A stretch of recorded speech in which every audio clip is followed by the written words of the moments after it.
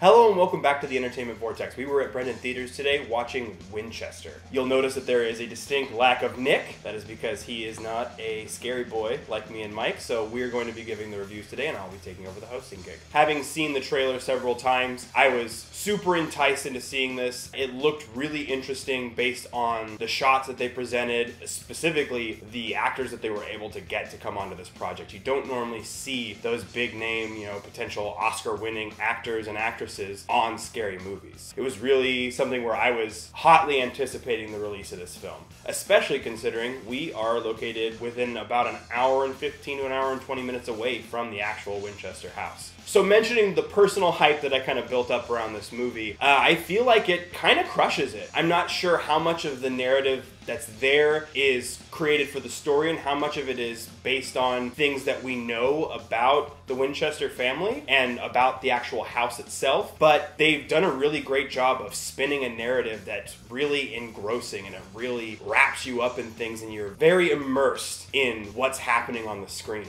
When I was a kid, I went to the real Winchester mansion, so I was very curious to see this movie and see what I have been missing out. Starring Helen Mirren and Jason Clarke. Jason Clarke is known for Rise of the Planet of the Apes, or is it Dawn of the Planet of the Apes? Whichever. Rise, Dawn, same thing. And then Terminator Salvation. I know that movie didn't got a bad rep from critics, but he was okay in that too. In this film, though, he gives his best performance I've seen so far. He may have done better in other films. The amount of films I've seen him in are a little limited. Helen Mirren, though, great as always. I really sympathize with her character. Yeah, she looked a little crazy from an outsider's perspective, but in this movie, it shows her behavior has a little bit of rationale to it. If you believe in the supernatural, if you believe in that story, I don't know how much of this is true and how much is fictional for dramatic purposes, obviously, for this film. I went to the Winchester Mansion when I was little on a tour. Didn't feel any vibes, didn't hear anything. I heard a lot of stories about ghosts and stuff, but it wasn't anywhere near midnight, so that's probably why. The energy was low, didn't feel a thing. I feel like a lot of horror movies currently out in the genre kind of fail. This is not going to be your typical, like a slasher or even really like another ghost haunting type film. It doesn't have some of the setbacks that come from those storylines.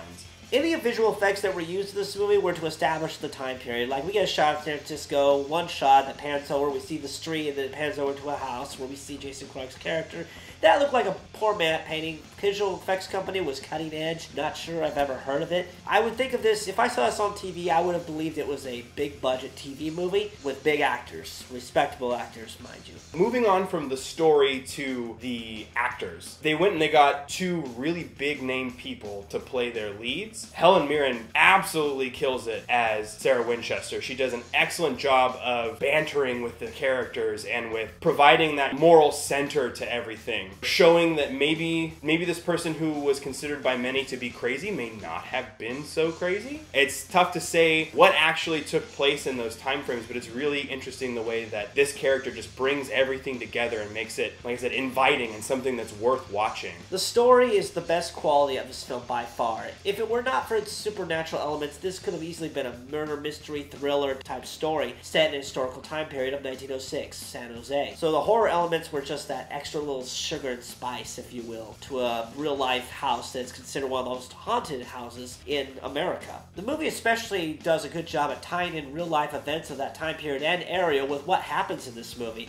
And that's my favorite thing about the creativity. It is also the screenplay. It's not too preposterous, it has depth, and it's not shallow, and it's not ridiculous like, oh, I can't believe that person said that or would do this or that. Everything the characters do has some justification for it, and the way it ties it all together in the end is just beautiful. I wish they'd make more horror films like this. And when I saw that Jason Clarke and Helen Mirren was starring in it, I'm like, these are big actors starring in a horror movie? It must be pretty good, because most actors are given a script before they're willing to accept the role. And if they accept the role, the script must have been very good, hence the movie being very good. Though sometimes a good script does not always result in a good movie. Now, I can give you plenty of examples for that, but not for this review. I'd be really interested to know if the actual set that they use, how much of it's practical, how much of it's computer generated, because it's an excellent rendition. It's something that, like I said, it has a lot of character to it. It almost has its own like place in the story, like the little intricacies about the house are almost their own character in itself. Cinematography was good, the sound was good, like I said, the visual effects were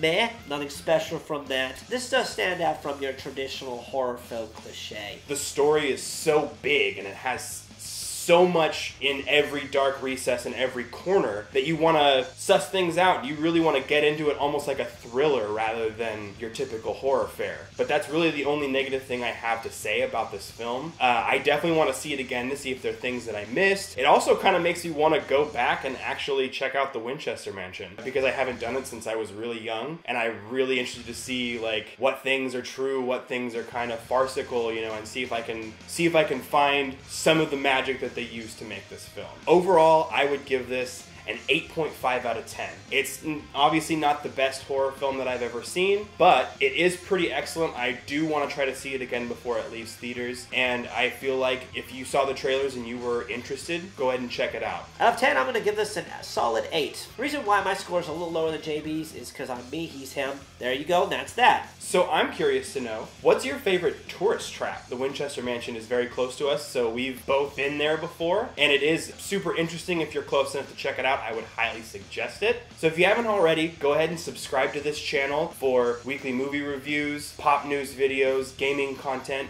We'll have at least 4 videos on this channel per week. I hope you'll follow us into the Vortex. We'll see you next time.